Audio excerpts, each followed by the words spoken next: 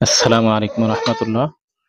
আমি ১ বছর ২ মাস আগে আমার পাশে যিনি বসে আছেন ওনার চিকিৎসা করছিলাম। তো কি অবস্থা, তিনি চিকিৎসা করার পরে কেমন আছে আপনারা বলেন। আচ্ছা, আপনি সালাম দিয়ে আপনার নাম বলেন, আপনার কি কি সমস্যা ছিল সেগুলো বলেন। আসসালামু আপনি ধরেন, আলাইকুম। আপনি ধরেন, আপনার নাম বলেন। আসসালামু আলাইকুম। আমার নাম আরজু আক্তার। আপনার কি কি সমস্যা হতো? আমার আগে সমস্যা তো আমি কেউরে দেখতে পারতাম না। আমার শ্বশুরবাড়ির আশেপাশে কাউরেই না। কাছে কাছে। যাদেরই দেখতাম তাহলেই আমার মানে খুব জ্বালাপোড়া হয়ে যেত। এটা ভাঙতাম, ওইটা ভাঙতাম। মানে নানান ইয়ে ছিল আরকি। আর ওই যে শয়তান ছিল সে আপনার শরীরে ভর করতো না? হ্যাঁ। ভর করলে আপনার জ্ঞান থাকতো?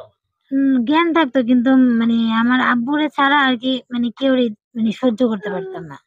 আর শরীরে কি কি, আরে ওরে একটু বাইরে নেন না। শরীরে কি কি সমস্যা হতো আপনার? শরীরে যেমন মানে আমি হাত-পা আমার ব্যথা করতো, কোনো কিছু ভাল লাগতো না। কোনো কাজ করতে গেলে মনে হতো ভাল লাগে না করে খালি শুয়ে থাকতাম। আচ্ছা, কোথায় আপনি কত জায়গায় চিকিৎসা নিলেন আমি চিকিৎসা করে রাখবো? আরো ৩-৪ টা হুজুর মনে দেখাইছে। আমার আমার তো কাছে মনে চিকিৎসার নেই। আগে ৩-৪ টা জায়গায় চিকিৎসা নিলেন। হ্যাঁ, হ্যাঁ। আপনার স্বামীর সাথে কেমন আচরণ করতেন ক্লাসে? মানে তারা দেখলে আমার মাথা গরম হয়ে যেত। ভাঙচুর করতাম, জিদ করতাম অনেক। মানে বাইরে যাওয়ার লেগা পাগল হয়ে যেতাম। তারপরে আমি চিকিৎসা করার পরে কেমন আছেন? এখন আলহামদুলিল্লাহ আল্লাহর রহমতে অনেকটা ভালো আছি। এখন সমস্যা হয় না না? এখন কোনো আর আগে সমস্যা যে হয় না।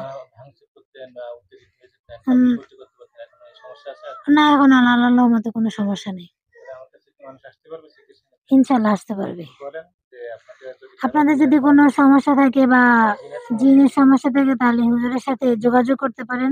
ইনশাআল্লাহ ভালো ফল পাবেন। আলহামদুলিল্লাহ।